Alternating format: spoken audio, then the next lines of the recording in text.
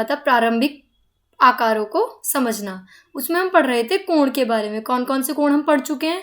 एक हम पढ़ चुके हैं संपूर्ण कोण, सेकंड ऋजु कोण एंड थर्ड संपूर्ण कोण। आज हम पढ़ेंगे अपने बाकी बचे हुए कोणों के बारे में। कौन कौन से कोण हैं? न्यून कोण, अधिक कोण और प्रतिवर्ती कोण। विभिन्न प्रकार के कोण कौन कौन से होते हैं? देखो, सबसे पहले हम यहाँ देखेंगे कोण है न्यून कोण, अधिक कोण और प्रतिवर्ती कोण।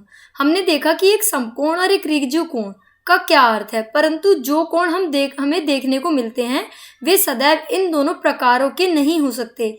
एक सीढ़ी द्वारा दीवार से बनाया गया कोण न तो समकोण है और न ही ऋजु कोण है। अब हर जगह हम ऐसा वाला एंगल समकोण या फिर ऋजु कोण, ऐसा एंगल ही तो हर जगह में देखने को नहीं मिलेगा। कुछ अलग तरीके के एंगल भी होंगे, जैसे कहीं कहीं जो एंगल होगा वो ऐसे वाला भी होगा। तो अब इन एंगलों को देखने के लिए हम आज की क्लास में आगे चलते हैं। सबसे पहले आता है न्यून कोण। न्यून कोण को हम एक्यूट एंगल भी कहते हैं।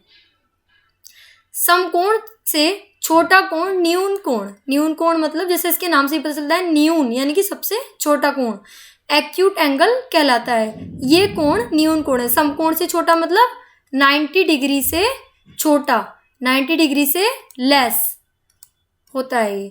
तो कितना भी हो सकता है ये 89 अगर 9 डिग्री का भी कोण है तो उसे भी हम न्यून कोण ही कहेंगे। ये 0 डिग्री से बड़ा होता है और 90 डिग्री से छोटा होता है। देखो, हम इसे ऐसे शो करते हैं, 0 डिग्री से बड़ा और 90 डिग्री से छोटा। देखो, अब छत का ऊपरी सिरा, अब देखो ये ऐसे आ रहा है, तो इनके बीच में जो कोण बन रहा है तो ये ना तो समकोण है, ना ये ऋजु कोण है, ना ये संपूर्ण कोण है। तो इसे हम कौन सा कोण कहेंगे? ये 90 डिग्री से थोड़ा कम है, तो इसे हम कहेंगे न्यून कोण। अब ये सीसॉ जो है, इसमें भी देखो, अब ये क्या है, पुस्तक खोलना। जब हम कोई बुक ओपन करते हैं तो उनके बीच में ये जो कोण बनता है ये होता है न्यून कोण। अधिक कोण क्या होता है? अधिक कोण का मतलब होता है ऑब्ट्यूज एंगल। अधिक ऑब्ट्यूज एंगल मतलब जो कोण समकोण से बड़ा है। समकोण से बड़ा होने का मतलब क्या है? जो कोण 90 डिग्री से बड़ा है। 90 डिग्री से तो ये बड़ा है, पर 90 डिग्री से बड़ा तो और भी कोण होते हैं। कौन कौन से? जैसे अब ऋजु कोण हमने पढ़ा था, वो भी 90 डिग्री से बड़ा है, 180 डिग्री। तो हमें कैसे पता चलेगा? तो उसका ये है कि जो 90 डिग्री से बड़ा है और 180 डिग्री यानी कि ऋजु कोण से छोटा है। तो इससे हमें पता चलता है कि जो कोण समकोण से बड़ा और ऋजु कोण से छोटा है वो हमारा कौन सा कोण होता है? वो होता है अधिक कोण। तो ये कहाँ से स्टार्ट होगा? ये 91 से स्टार्ट होगा और 179 तक इस बीच में जितने भी कोण आएंगे वो हमारे सारे कौन से कोण होंगे? अधिक कोण। यदि कोई कोण एक समकोण से बड़ा और एक ऋजु कोण से छोटा है तो वह एक अधिक कोण कहलाता है। ये कोण अधिक कोण है। कौन कौन से? ये देखो, यहाँ ये घर है तो इनके बीच में ये जो कोण बन रहा है ये है हमारा अधिक कोण। ऐसे ही यहाँ देखो, ये जो कोण है ये भी एक कौन सा कोण है? अधिक कोण। अब हम पढ़ते हैं प्रतिवर्ती कोण। प्रतिवर्ती कोण जिसे हम रिफ्लेक्स एंगल भी कहते हैं। प्रतिवर्ती कोण क्या होता है? प्रतिवर्ती कोण वो होता है जो ऋजु कोण से बड़ा है। अब फिर वही वाली बात हमारे माइंड में क्वेश्चन आना चाहिए कि 180 डिग्री से बड़ा तो संपूर्ण कोण भी होता है, पर जो 180 डिग्री से बड़ा है और किससे छोटा होगा? 360 डिग्री से छोटा होगा। यानी कि इन दोनों के बीच के जितने भी कोण होंगे वो सारे प्रतिवर्ती कोण होंगे। ठीक है ना? तो अब क्या है प्रतिवर्ती कोण? एक प्रतिवर्ती कोण रिफ्लेक्स एंगल एक ऋजु कोण से बड़ा होता है और एक संपूर्ण कोण से छोटा होता है। मैंने आपको बताया ना, ऋजु कोण से बड़ा होगा और संपूर्ण कोण से छोटा होगा। तो यह इस आकृति में दर्शाएं प्रकार का होता है। ये हाँ देखो, घड़ी पर कोण को देखिए।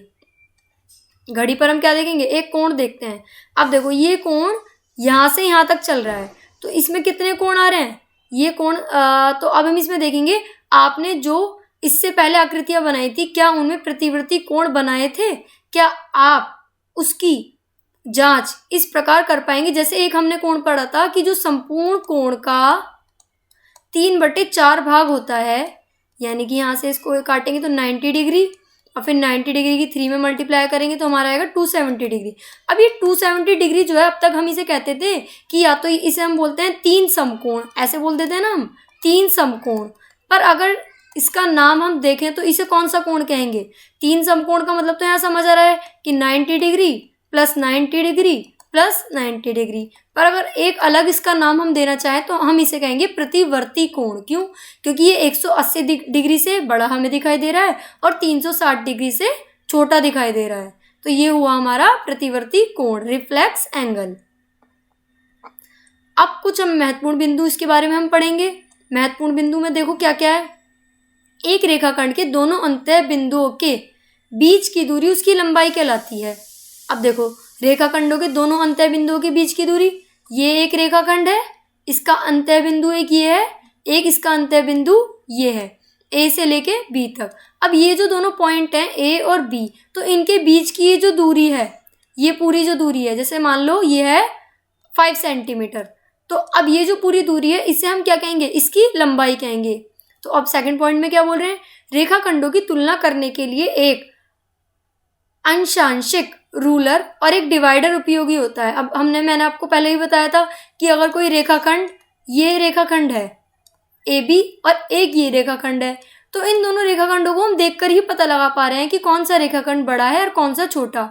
पर कुछ रेखाखंड ऐसे भी हो सकते हैं कि हमने एक यहाँ रेखाखंड लिया और दूसरा रेखाखंड हमने यहाँ लिया, तो अब हमें कैसे पता चलेगा कौन सा? इसमें बहुत मामूली सा अंतर है इनकी लंबाइयों में, तो उसके लिए हमें रूलर या फिर डिवाइडर का प्रयोग करना पड़ता है।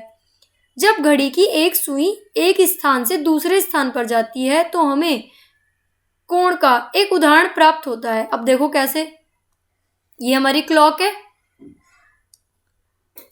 ये घड़ी की सुई कहाँ पे थी? ये घड़ी की सुई थी 3 पर। अब ये कहाँ पहुंच गई? ये पहुंच गई 6 पर।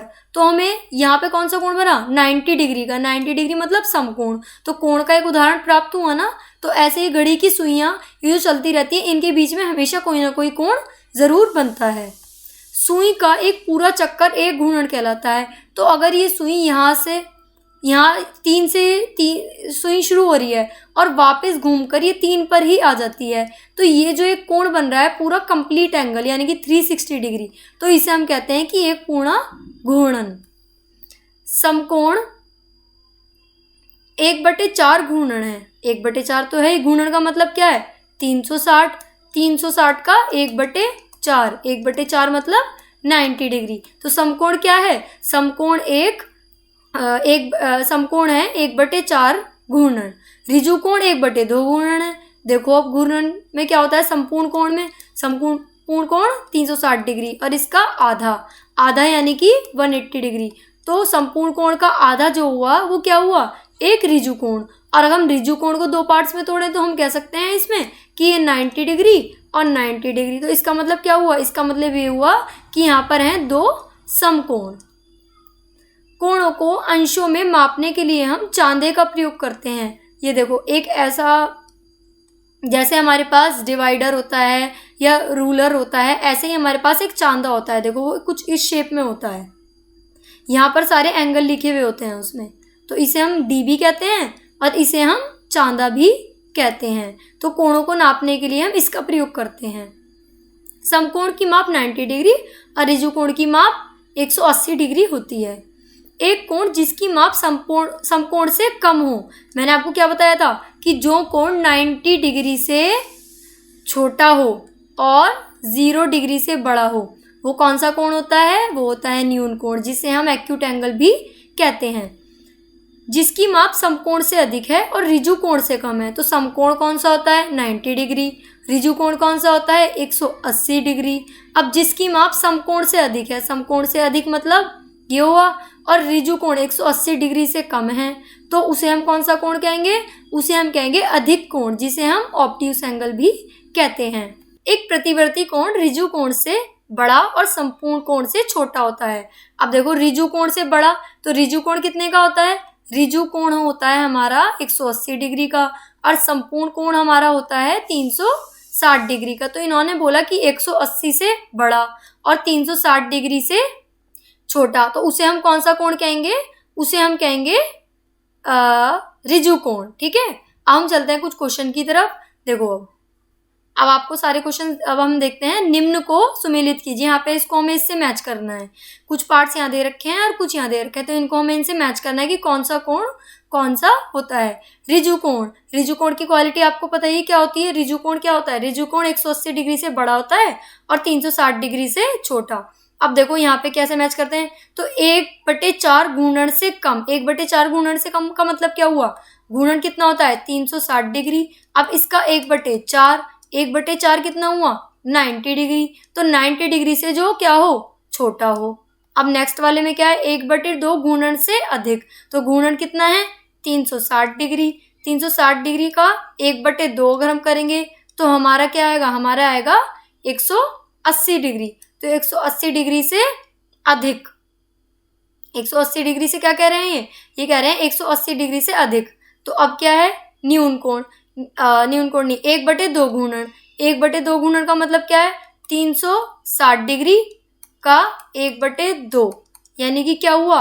180 डिग्री। तो जो एग्जैक्ट 180 डिग्री हो, ये क्या है? 180 डिग्री से जो क्या हो? जो बड़ा हो 180 डिग्री से। 1/4 गुणन, 1/4 गुणन मतलब 90 डिग्री।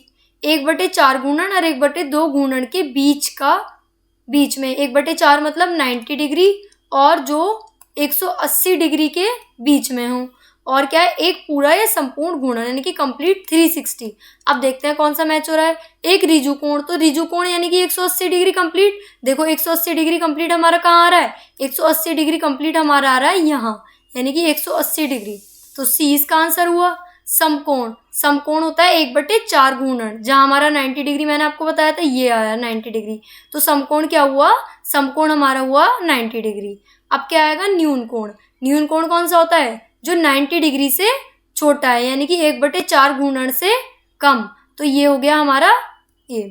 अब हम करेंगे अधिक कोण। अधिक कोण होता है 90 डिग्री से बड़ा और 180 डिग्री से छोटा।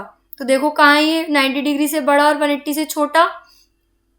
ये देखो ये आ रहा है यहाँ पर, ये रहा इन दोनों के बीच। तो ई इसका आंसर हो गया।